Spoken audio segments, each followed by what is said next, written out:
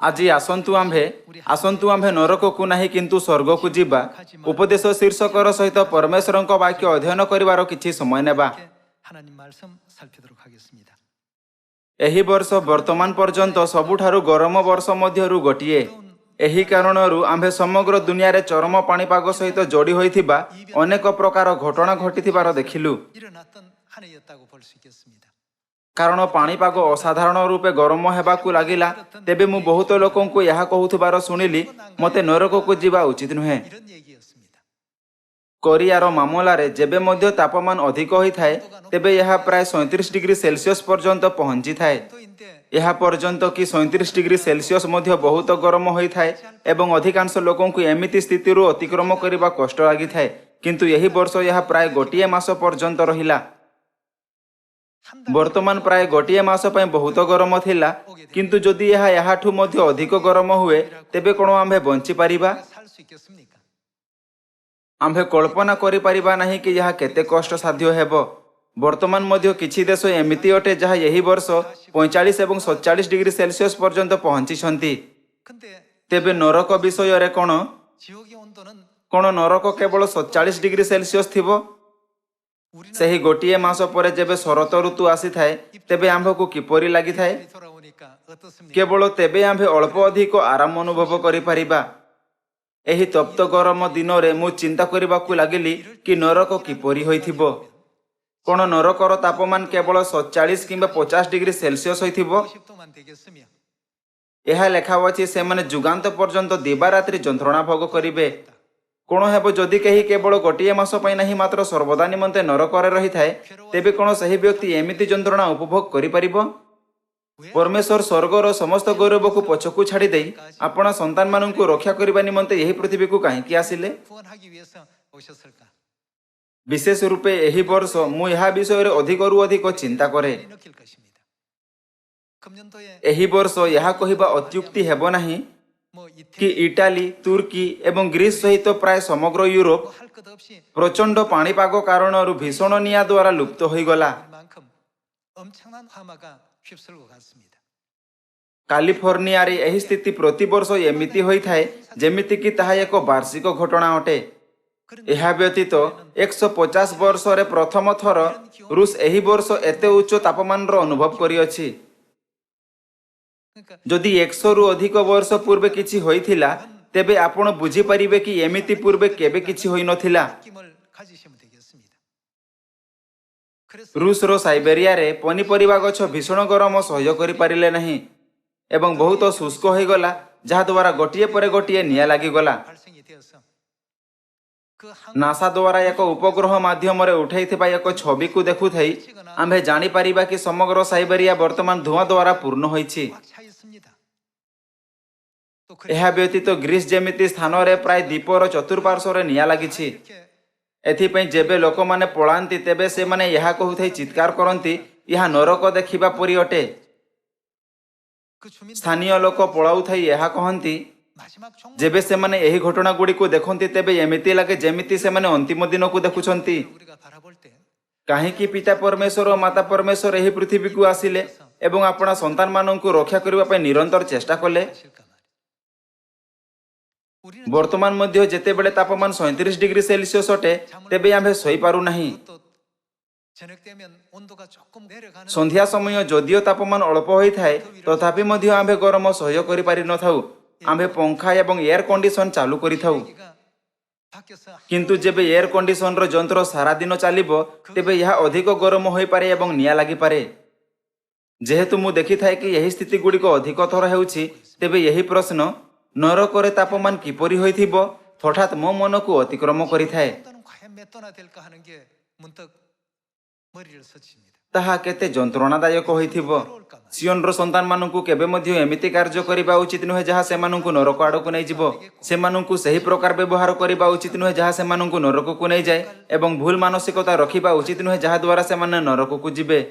आम्भे निजको पचारिबा उचित आम्भे स्वर्ग राज्य आडकु एही सुसमाचार रो पथरे बळपूर्वक किपरि दौड़ी पारिबा जेउथेरे पिता और माता आम्भर पथ प्रदर्शन करिसंती एवं जहाकु से माने आम्भ निमंते खोलिसंती। कोन आम्भे आपन मनरे एही विचार सहित आपन अवशिष्ट जीवन यापन करिबा उचित नुहे? आंभ सियोन परिवार सदस्य यह कहूथाई पिता और माता को बहुत धन्यवाद दौरान मते नरक मध्य को जीवाकू न देवा निमंते आपण को बहुत बहुत धन्यवाद। भाई और भौणी माने एही पृथ्वी रे जीवन केते कठिन एवं कष्टदायक हेउना काहेकि कोन यार तुलना केबे नरक सहित करा जाय परिबो एहा चिंता करूथाई आसंतु आंबे सर्वदा खुशी रहिबा। जदिओ आंभर वर्तमान जीवन एवं परिस्थिति गुड़िक केते अधिक कठिन एवं असुविधारे परिपूर्ण हेउना काहेकि आंभकू केबे मध्य स्वर्गर आशा को परित्याग करिबा उचित नुहे। आंभकू यह कहूथाई अनंत स्वर्ग अधिक ध्यान केन्द्रित करने उचित। एक एमिति जीवन देवा परिवर्ते जहाँ केवल क्षणिक अटे एवं पुणी अदृश्य हो जाए आंभकू सही सभ्यमान स्वर्ग प्रवेश करने उचित जहाँ आंभ निमंते विशाल ब्रह्मांड में प्रस्तुत कराଯାଉଅଛି। एही प्रकार विश्वासर सहित आंभकू ध्यान सहकारे आग्रहर सहित दौड़े दौड़िबा उचित।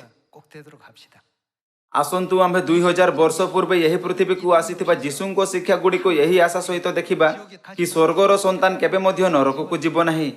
आसंतु आंभे लूक अध्याय 16 द्वारा यार पुष्टि करिबा।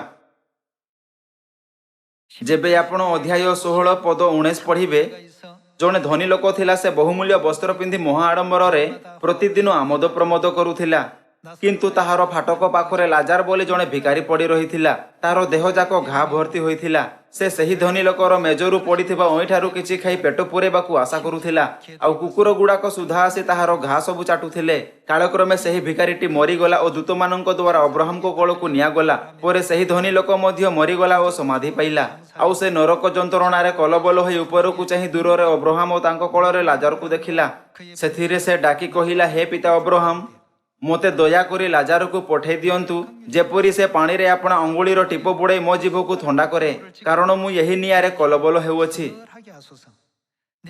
मु कलबल हेउछि एही शब्दर अर्थ मु पीड़ारे अछि।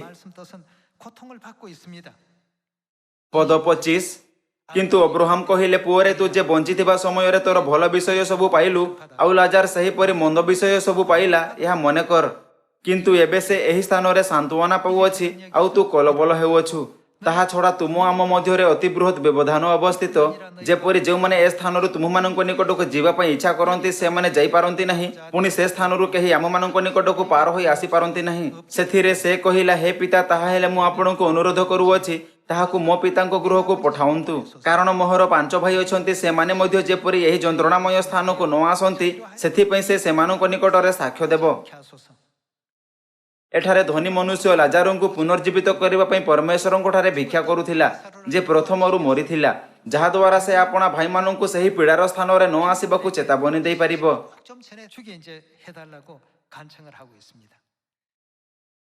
जेबे आपण पद 29 सहित जारी रखंती किंतु अब्राहम कहिले सेमानंक निकटरे मोसा और भाववादी माननक धर्मशास्त्र अछि से माने सेमानंकर कथा सुनंतु।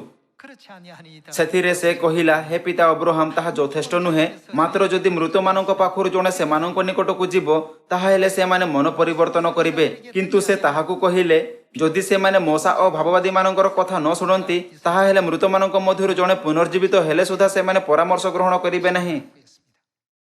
समस्त लोक आसंतु आमे धनी पुरुषर हृदय को जांच करिवार समय नेबा। से कहिला दयाकरी सेमानकु यही पीड़ार स्थान को आसीबाकू दियंतु नहीं। जेबे मु पृथ्वी रे अपना जीवन यापन करूथिली तेबे मु यही स्थान विषय रे जानु नथिली। मु चिंता करिथिली कि धनी हेबा बहुत अधिक धन हेबा एवं मन इच्छा ताहा करिबा जहा मु करिबाकू इच्छा करे ताहा प्रकृत खुशी एवं जीवनर अर्थ अटे। वर्तमान मु देखिथाए कि मु स्वर्ग रे प्रवेश करिबार प्रस्तुति निमंते किछि मध्य कली नहीं। परमेश्वर आंभकू यही वाक्य शिखैबा पई एही पृथ्वी को शरीर नामक तंबू धारण करी काहेकि आसिले। जेहेतु यह एक कल्पना नहीं मात्र एक वास्तविक अटे जहाँ निश्चित रूपे पूर्ण हेबो तेबे कोन परमेश्वर आमको एक दृष्टांत रे मध्य स्वर्ग एवं नरक विषय रे शिक्षा दियंती नहीं।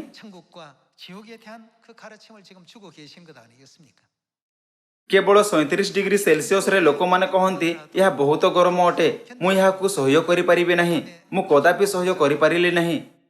मु बहुत लोकों को यह कहउथबार सुनिछि कि से माने यही प्रकार गरम पाग को सहय करि परिले नहीं किंतु आंभको यही गरम केबे पर्यंत सहय करिबाकू हेबो। कोरियारे यही असहनीय गरम केवल गोटिए मास पर्यंत रही थाए। लोक मानकु यही क्षणिक असुविधा को सहय करिबा कठिन लागि थाए किंतु एक एमिति स्थान अछि जेउठी से माने सर्वदा निमंते जंत्रणा भोग करिवे। ଏହି ଦୃଷ୍ଟାନ୍ତରେ ଧନୀ ପୁରୁଷ ମଧ୍ୟ କହିଲା, ମୁଁ ବାସ୍ତବରେ ଜାଣୁନଥିଲି କି ଏମିତି ସ୍ଥାନର ଅସ୍ତିତ୍ୱ ଅଛି। ଦୟାକରି ଲାଜାରଙ୍କୁ ପୁଣି ଥରେ ଜୀବିତ କରନ୍ତୁ ଏବଂ ତାହାକୁ ମୋ ଭାଇମାନଙ୍କ ଘରକୁ ପଠାଇ ଦିଅନ୍ତୁ, ଯାହାଦ୍ୱାରା ସେମାନେ ଏହି ପୀଡ଼ାର ସ୍ଥାନକୁ ଆସିବେ ନାହିଁ। ଯଦି କେହି ମୃତକମାନଙ୍କ ମଧ୍ୟରୁ ସେଠାକୁ ଯାଏ ଏବଂ ସେମାନଙ୍କୁ କହେ କି ବାସ୍ତବରେ ଏମିତି ଦୁନିଆ ଅଛି, ତେବେ କ'ଣ ସେମାନେ ଅନୁତାପ କରିବେ ନାହିଁ? ପରମେଶ୍ୱର ଯାହାଙ୍କ ତୁଳନା ଅବ୍ରାହମ ସହିତ କରାଯାଇଅଛି କହିଲେ, ସେମାନଙ୍କ ମଧ୍ୟରେ ପ୍ରଥମରୁ ହିଁ ଭାବବାଦୀମାନେ ଅଛନ୍ତି ଏବଂ ସେମାନେ ପରମେଶ୍ୱରଙ୍କ ସନ୍ଦେଶ ପ୍ରସାରିତ କରୁଛନ୍ତି। ଯଦି ସେମାନେ ଭାବବାଦୀମାନଙ୍କର ଶୁଣିବାକୁ ତିରସ୍କାର କରନ୍ତି, ତେବେ ସେମାନେ ଏହି ସନ୍ଦେଶକୁ ଗମ୍ଭୀରତାରେ ସ୍ୱୀକାର କରିବେ ନାହିଁ, ଯଦିଓ ମୃତକମାନଙ୍କ ମଧ୍ୟରୁ ଜଣେ ପୁନରୁତ୍ଥିତ ହୁଅନ୍ତି। ଆଜି ଆମ୍ଭେ ସିଓନର ସନ୍ତାନମାନଙ୍କୁ ପରମେଶ୍ୱରଙ୍କ ଇଚ୍ଛାକୁ ବୁଝିବା ଉଚିତ, ଯିଏ ଏହି ପୃଥିବୀରେ ଶରୀର ରୂପ ତମ୍ବୁରେ ଆସିଲେ ଏବଂ ସମସ୍ତ ମାନବ ଜାତିଙ୍କୁ ସ୍ୱର୍ଗ ଏବଂ ନରକର ସନ୍ଦେଶ ଘୋଷଣା କଲେ। ଆମ୍ଭେ ଆମ୍ଭକୁ ରକ୍ଷା କରିବା ନିମନ୍ତେ ପରମେଶ୍ୱରଙ୍କ କାର୍ଯ୍ୟକୁ ଜାଣିଅଛୁ ଏବଂ ବର୍ତ୍ତମାନ ପରମେଶ୍ୱରଙ୍କୁ ଧନ୍ୟବାଦ ଦେବାର ଜୀବନଯାପନ କରୁଅଛୁ।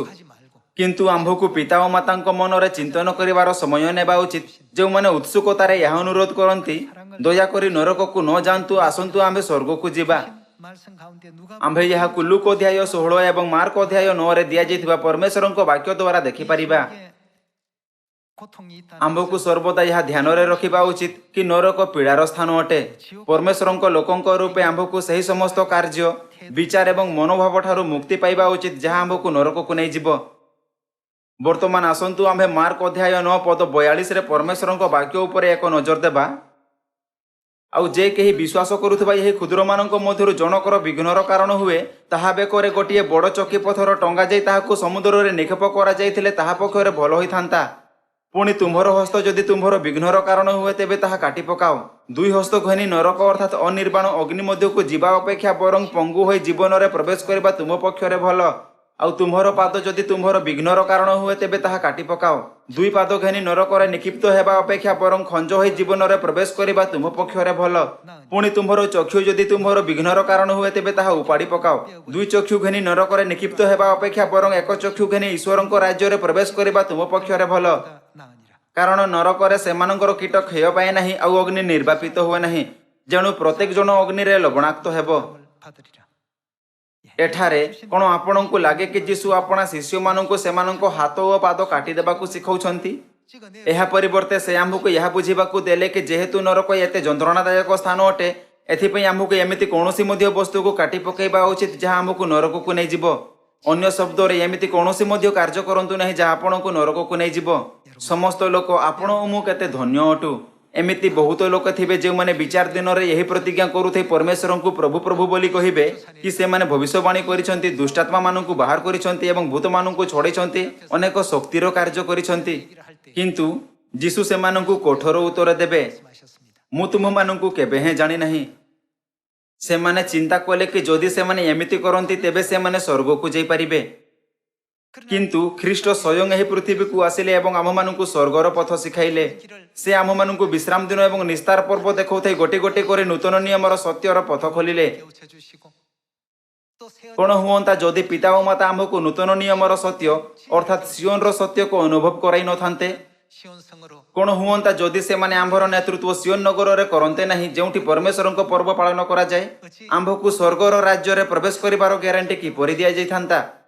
ଯେବେ ମଧ୍ୟ ଆମ୍ଭେ ଏମିତି ଅନୁଗ୍ରହ ବିଷୟରେ ଚିନ୍ତା କରିଥାଉ, ତେବେ ଆମ୍ଭକୁ ଏହା କହୁଥାଇ ପରମେଶ୍ୱରଙ୍କୁ ଧନ୍ୟବାଦ ଦେବା ଉଚିତ, ମୋତେ ସ୍ୱର୍ଗ ଯିବାକୁ ଦେବା ନିମନ୍ତେ ଧନ୍ୟବାଦ। ନିଃସନ୍ଦେହ ଆମ୍ଭର ସାରା ଜୀବନରେ ଆର୍ଥିକ ଅସୁବିଧା, ଚାକିରି ସମ୍ବନ୍ଧିତ ବିଭିନ୍ନ ସମସ୍ୟା ଏବଂ ବିଭିନ୍ନ ଅସୁବିଧା ଥିବ।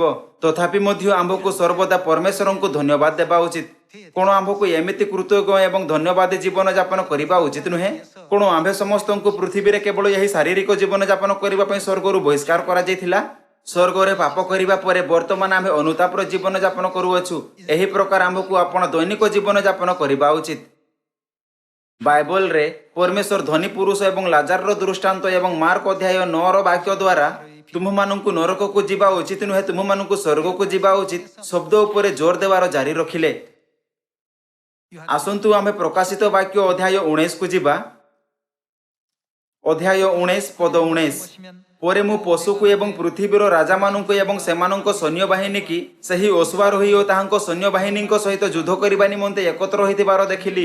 ସେଥିରେ ସେହି ପଶୁ ଧରା ପଡ଼ିଲା ଆଉ ଯେଉଁ ଭଣ୍ଡ ଭାବବାଦୀ ତାହାର ସାକ୍ଷାତରେ ଆଶ୍ଚର୍ଯ୍ୟ କର୍ମ ସବୁ କରି ତଦ୍ୱାରା ପଶୁର ମୁଦ୍ରାଙ୍କ ପ୍ରାପ୍ତ ଲୋକମାନଙ୍କୁ ଓ ତାହାର ପ୍ରତିମା ପୂଜକମାନଙ୍କୁ ଭ୍ରାନ୍ତ କରିଥିଲା, ସେ ମଧ୍ୟ ତାହାର ସଙ୍ଗରେ ଧରା ପଡ଼ିଲା। ସେମାନେ ଉଭୟ ଜୀବିତ ଅବସ୍ଥାରେ କେଉଁଠି ନିକ୍ଷିପ୍ତ ହେଲେ? ଗନ୍ଧକ ପ୍ରଜ୍ୱଳିତ ହ୍ରଦରେ ନିକ୍ଷିପ୍ତ ହେଲେ। ଅବଶିଷ୍ଟ ଲୋକେ ସେହି ଅଶ୍ୱାରୋହୀଙ୍କ ମୁଖ ନିର୍ଗତ ଖଡ୍ଗ ଦ୍ୱାରା ହତ ହେଲେ। ସେଥିରେ ସମସ୍ତ ପକ୍ଷୀ ସେମାନଙ୍କର ମାଂସ ଭୋଜନ କରି ପରିତୃପ୍ତ ହେଲେ।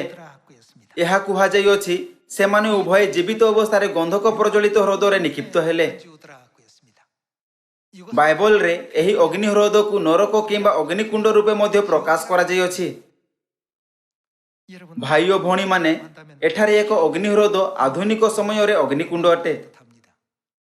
ଏହି ପ୍ରକାର ଧାତୁମାନଙ୍କୁ ତରଳାଇବା ପାଇଁ ମଧ୍ୟ ଏକ ଜ୍ୱଳନ୍ତ ଭାଟିର ଉପଯୋଗ କରାଯାଏ। ଲୋକମାନେ ପ୍ରତ୍ୟେକ ସମୟରେ ଅଭିଯୋଗ କରନ୍ତି କି 37 ଡିଗ୍ରୀ ସେଲସିୟସରେ ମଧ୍ୟ ରହିପାରିବେ ନାହିଁ, କାରଣ ଏହା ବହୁତ ଗରମ ଅଟେ। ଏହା ମୋତେ ଚିନ୍ତା କରିବାକୁ ବାଧ୍ୟ କରିଥାଏ, ଯଦି ଏୟାର କଣ୍ଡିସନର ଆବିଷ୍କାର କରାଯାଇନଥାନ୍ତା ତେବେ ମାନବ ଜାତି କିପରି ସହ୍ୟ କରନ୍ତା? ଏମିତି କୁହାଯାଏ କି ଏକ ଜ୍ୱଳନ୍ତ ଭାଟିର ତାପମାନ ପ୍ରାୟ 1200 ଡିଗ୍ରୀ ସେଲସିୟସ ହୋଇଥାଏ। କିନ୍ତୁ ଯଦି ଆମେ ଭୌତିକ ରୂପେ ନରକର ତାପମାନର ଗଣନା କରିପାରିବା, ତେବେ ଏହା ତାହାଠୁ ବହୁତ ଅଧିକ ଗରମ ଅଟେ। ଏଥିପାଇଁ ସେହି ଧନୀ ପୁରୁଷ ଯାହାକୁ ନରକକୁ ପ୍ରେରଣ କରାଯାଇଥିଲା କହିଲା, ମୋତେ ଦୟାକରି ଲାଜାରକୁ ପଠାଇ ଦିଅନ୍ତୁ, ଯେପରି ସେ ପାଣିରେ ଆପଣା ଅଙ୍ଗୁଳିର ଟିପ ବୁଡ଼ାଇ ମୋର ଜିଭକୁ ଥଣ୍ଡା କରେ। ତାହାର ଏହି ଇଚ୍ଛା ଥିଲା।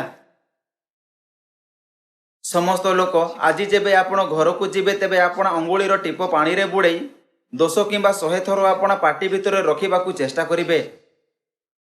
ଖୁସିର କଥା, ଆମ୍ଭ ନିମନ୍ତେ ବର୍ତ୍ତମାନ ମଧ୍ୟ ଅନେକ ସୁଯୋଗ ଖୋଲା ଅଛି। ଥରେ ନରକର ବିଚାର ଅତିବାହିତ ହେବା ପରେ ପଛକୁ ଫେରି ହୁଏ ନାହିଁ। ଆସନ୍ତୁ ଆମ୍ଭେ ଅଧ୍ୟାୟ 20ରେ ଆଉ ଏକ ପଦ ଦେଖିବା। ଅଧ୍ୟାୟ 20 ପଦ 10। ଯେଉଁ ଦିଆବଳ ସେମାନଙ୍କୁ ଭ୍ରାନ୍ତ କରିଥିଲା, ତାହାକୁ ଅଗ୍ନି ଓ ଗନ୍ଧକମୟ ହ୍ରଦରେ ନିକ୍ଷେପ କରାଗଲା। ସେଠାରେ ସେହି ପଶୁ ଓ ଭଣ୍ଡ ଭାବବାଦୀ ମଧ୍ୟ ଅଛନ୍ତି। ପୁଣି ସେମାନେ ଦିବାରାତ୍ର କେବେ ପର୍ଯ୍ୟନ୍ତ? ଯୁଗେ ଯୁଗେ ଯନ୍ତ୍ରଣା ଭୋଗ କରିବେ। ପ୍ରକୃତରେ ନରକ ଯନ୍ତ୍ରଣା ଏକ ପୀଡ଼ାର ସ୍ଥାନ ଅଟେ। ପରମେଶ୍ୱର ଆମ୍ଭକୁ ରକ୍ଷା କରିବା ପାଇଁ ଏହି ପୃଥିବୀକୁ ଆସିଛନ୍ତି, ଯାହାଦ୍ୱାରା ଶୈତାନ ଆମ୍ଭକୁ ଏମିତି ସ୍ଥାନରେ ନେଇଯାଇପାରିବ ନାହିଁ। ନିଃସନ୍ଦେହ ଆଜି ମଧ୍ୟ ଆମ୍ଭେ ବହୁତ ଅଧିକ ଦୁଃଖ ଏବଂ ଅସୁବିଧାର ସମ୍ମୁଖୀନ କରୁଅଛୁ। କିନ୍ତୁ କଳ୍ପନା କରନ୍ତୁ କି ଆମ୍ଭ ନିମନ୍ତେ ଏହି ଅନୁଗ୍ରହପୂର୍ଣ୍ଣ ପଥକୁ ଖୋଲିବା ପାଇଁ ପିତା ଓ ମାତା କେତେ ଭକ୍ତି ଏବଂ ଚେଷ୍ଟା କରିଥିବେ।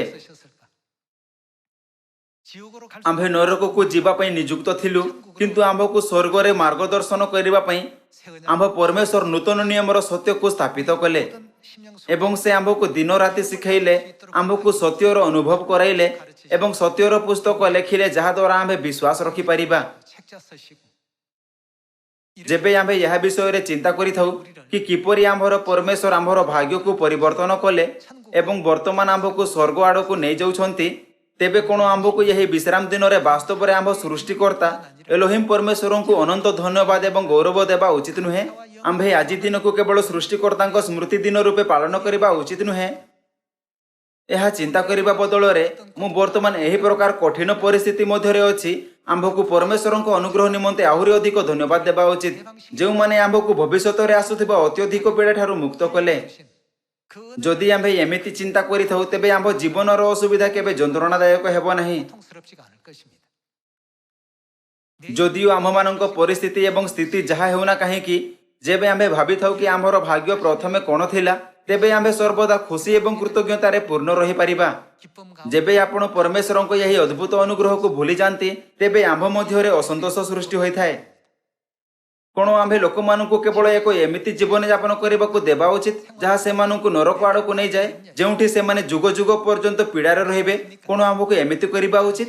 ଆମ୍ଭେ ସେମାନଙ୍କୁ ଶିଖାଇବା ଉଚିତ, ସେମାନଙ୍କୁ ରକ୍ଷା କରିବା ଉଚିତ ଏବଂ ଏକ ଧାର୍ମିକ ଜୀବନ ବଞ୍ଚିବା ପାଇଁ ସେମାନଙ୍କ ପଥ ପ୍ରଦର୍ଶନ କରିବା ଉଚିତ। ଏହି ପୃଥିବୀରେ ରହୁଥାଇ ଆମ୍ଭକୁ ଏହା ହିଁ କରିବା ଉଚିତ। ଆସନ୍ତୁ ଆମ୍ଭେ ଅଧ୍ୟାୟ 21ରେ ପରମେଶ୍ୱରଙ୍କ ବାକ୍ୟକୁ ଦେଖିବା। କିନ୍ତୁ ଯେଉଁମାନେ ଭୀରୁ, ଅବିଶ୍ୱାସୀ, ଘୃଣ୍ୟ, କଳଙ୍କିତ, ନରଘାତକ, ବ୍ୟଭିଚାରୀ, ମାୟାବୀ ଓ ପ୍ରତିମା ପୂଜକ, ସେମାନେ ଓ ସମସ୍ତ ମିଥ୍ୟାବାଦୀ କେଉଁଠି?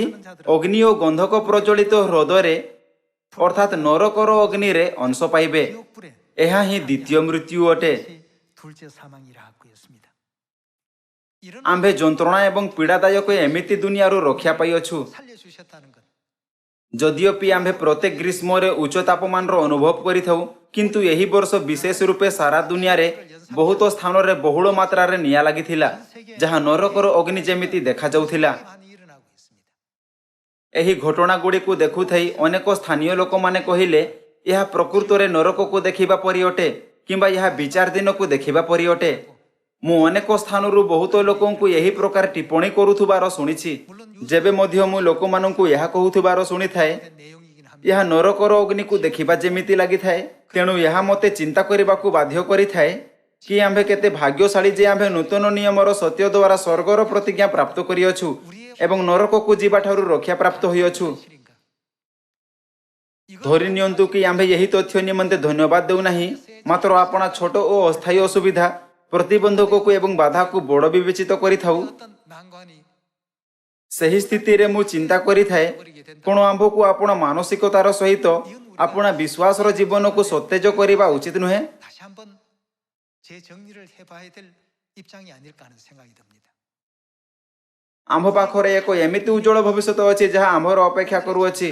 ଆସନ୍ତୁ ଆମ୍ଭେ ଧ୍ୟାନରେ ରଖିବା କି ଏମିତି ସମୟ ଆସିବ ଯେବେ ଆଜିର ଅସ୍ଥାୟୀ ବାଧା କଦାପି ମଧ୍ୟ ବାଧା ହେବ ନାହିଁ। 꼭 명심하시고 ଦୟାକରି ପ୍ରକାଶିତ ବାକ୍ୟ ଅଧ୍ୟାୟ 21ରେ ଆମ୍ଭର ପିତା ଓ ମାତା ଦ୍ୱାରା ଦିଆଯାଇଥିବା ଏହି ବାକ୍ୟ ଉପରେ ବିଚାର କରନ୍ତୁ। 애통도 없고 ମୁଁ ତୁମ୍ଭକୁ ଏକ ଏମିତି ଦୁନିଆ ଦେବି ଯେଉଁଠି ନାହିଁ ମୃତ୍ୟୁ, ନାହିଁ ଶୋକ, ନାହିଁ ପୀଡ଼ା ଏବଂ ନାହିଁ ଯନ୍ତ୍ରଣା ହେବ। 이런 세계를 너희에게 ପରମେଶ୍ୱର ଆମ୍ଭକୁ ଏହି ପ୍ରତିଜ୍ଞା କରିଛନ୍ତି। ଆଜି ଏହି ବିଶ୍ରାମ ଦିନରେ ସେହି ପ୍ରତିଜ୍ଞା ଉପରେ ବିଶ୍ୱାସ କରିବାର ଆଶାର ସହିତ ଆସନ୍ତୁ ଆମ୍ଭେ ବିଚାର କରିବା, ଆମ୍ଭେ ପ୍ରକୃତରେ ଧନ୍ୟ ଅଟୁ। ଆମ୍ଭେ ପ୍ରକୃତରେ ଧନ୍ୟ ସ୍ୱର୍ଗୀୟ ସନ୍ତାନ ଅଟୁ। ଏମିତି ବିଶ୍ୱାସ ରଖୁଥାଇ ଆସନ୍ତୁ ଆମ୍ଭେ ପିତା ଓ ମାତାଙ୍କୁ ବହୁତ ଅଧିକ ଧନ୍ୟବାଦ ଏବଂ ଗୌରବ ପ୍ରଦାନ କରିବା। ଏହାଦ୍ୱାରା ମୁଁ ଆଜିର ଉପଦେଶକୁ ସମାପ୍ତ କରିବାକୁ ଚାହିଁବି। ଆପଣଙ୍କ ବହୁତ ବହୁତ ଧନ୍ୟବାଦ।